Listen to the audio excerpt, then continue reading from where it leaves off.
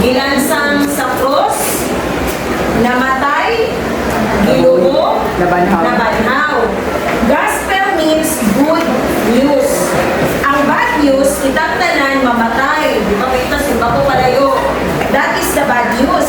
Muna kapisan mo sa ako na itong inject o kanang anything para ma-extend na itong lawas, wala yun sa kalibutan na namatay or kanang ito, nabuhi yun o walay katapusan. Kitang tanan, mamatay yun ta. Diba, kumuha ta sa sementeryo, lain-lain ang sizes sa mga kuwan dito lunganan. It's because death is unstoppable. Even regardless of our ages, mabata, batanon, di ba? Tumihagi lang, ay fusil, na ay nurse, na bago lang siya nag-taking, nadamay sa patay, o nadamay sa pagka-fusil. So, we cannot guarantee na ang atong kinabuhi, we will live tomorrow and forever. Di ba? Kaya naman, we all gonna die. Regardless of our age, mabalaan ba niyo kalus ka mamatay? No! Dili na ito mabalaan, kalus ka mamatay. Kaya naman, death is, tulo ka buhok, imagine mo death is unstoppable. Kung sa inyo is unstoppable, dili mapungan. Ikaduha, death is unavoidable. Dili maiwasan, very good. And third is, death is unpredictable. So sa tutulo, death is yes. And death would come at any time. Ngayon na si Bako palayo. But the question there is, before we die, what is the purpose of God? Ano gibuhat ng taniya? Igo lang mata mo eskwela, managbaho, grabe na itong trabaho, wala na tayo laag-laag. Ang ato ang sweldo, ibayad ako na ito sa utang, bulit ka sa balay, matulog, pagkauma, mamatay. Grabe kayo ang cycle. I remember the days I was working as a call center agent. I worked 12 midnight, gawas ko sa balay, alas 11, mubalik na ko sa balay, alas 8 sa buntag, so muratag, nocturnal na bitaw, muratag, buwan dyan, gabi iting mata, adlaw ting tulog. So, ikuan ko cycle lang, kapuya, uy, no? Magsweldo ka, bayad na sa utang mo na while you are still young, enjoy yun, but know your limits, no? Pwede rin mo maglaag, bisan asa, but it doesn't mean nga tuha kabusuhon ang atong lawas. Dili tang iwan nga, kung sa'y makalipay sa imuha sunda. Kaya again, ang mga drug addict, malipay sila drugs, pero good ba nga? Pagayangan sila sa happiness, no? So, many people are living on earth without meaning and purpose. Ganun naman ko sa earth. Sige ako eskwela. Sige ako panintakot sa mama. Sa iyong bata, kapil tayo. But, ginawad namin siningan, 17 siguro ang iyang edad, tungkol sa peer pressure sa life. He ended his life wato na last. Why? Because he thought, yung batanon patuha kayo na ninyo, na sa kadagan nitong problema, nakatry mo na sa dagang problema, murag inuman ng last option, mamatay na ng siguro ko para makuha na ang tanan. Nakatry mo? Ang uban wala, ang uban yes. But there are times na behind sa ato ang tapis na pahiyo, we do have struggles in our homes. Financially, emotionally, in relationships, and there are times we tend to resort na maguna-una na lang tama, may magmamatay na lang tama para mahuman na ang tanan. But without even realizing that bisan mo sa kabukat ang atong problema, na ay purpose si Lord na nung gibuhat kanila. Bisan yung anak lang natong dagway, bisan yung anak lang ang itsura, na ay purpose si Lord na nung natawag na din sa earth. And even siya tira, ignorance is the basic reason for this. What is ignorance? Kamangmangan, di ba? Muna, knowledge is power.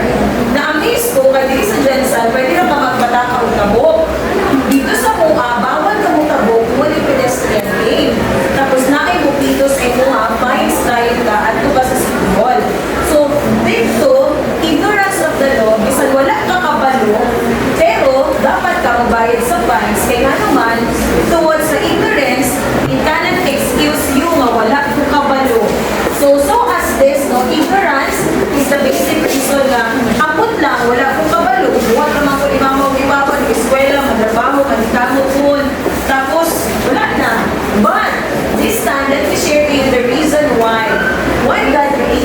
dito sa kalibutan.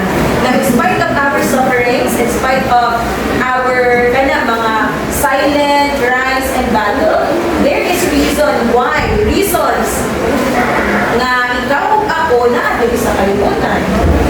Yun. What is God's purpose in creating man? Jeremiah 31:3. I wanted to share with you this passage in Jeremiah 31:3. Kini si Jeremiah, is tao ni siya. Ang iyang book, nagsulat siya o ang book na sa Bible, Jeremiah ang pangalan, and ang meaning siyang pangalan is the weeping prophet. Nga naman, na-note si Jeremiah di ay as the weeping prophet, kaya sige siya hilak. No? Sige siya hilak, kung nga naman, sa diyang pagsubo sa Ginoo sa iya, nasulatan ginapakita sa Ginoo ang vision na ang imong gisulat, it will take place in the future. Kung ang iyong ginasulat is destruction of their nation. Na mautay rin sa Ginoo, Jeremiah isulat din, pila katuig ikan karon ang inyong nasod at ang iyon o laing nasod. And your people will be slave. They will be killed. So kung ikaw daw, makakita kami, masulat kang diary, anak, budong isulat ni, kay sunod si Mana, i-ambush ang imong pamilya. So dili kayo kamado. So at this time, si Jeremiah was, itong sakit siya kasi kaya ipakita sa Ginoo sa iya what will take place in the future. So this is what Jeremiah said in Jeremiah 31:3. The Lord appeared to us in the past, saying, I have loved you with an everlasting love. I have grown you with unfailing kindness.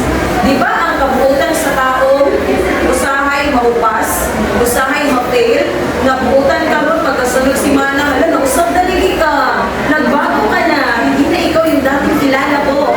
Di ba? Something like that. But you know what? The difference of man and God is that ang tao na ay expectation niya pamaayo. Di ba? Pamayo ka papel, sige, magpapakayo papiloy. But si Lord is so different. So one of the purpose God created us is to love us. No? Love us. Para higugmaon ka. You know what? God without man, magpabilin siya ang Ginoo. Again ha, ang Ginoo walay tao, walay mawala sa iya, ang Ginoo gyapon siya. But, ang tao, kung walay Ginoo, luoy gyud kaayo ang tao. Very hopeless, helpless. O na nga, one of the reasons why God created us is to love us. Ha? Para higugmaon ka according to Jeremiah 31:3. And to love us and for us to love Him. Basahin natin Deuteronomy 6:4-5. Go! Hear, all Israel, the Lord our God, the Lord is one. Love the Lord your God with all your heart and with all your soul and with all your strength. Yes. Baka dali na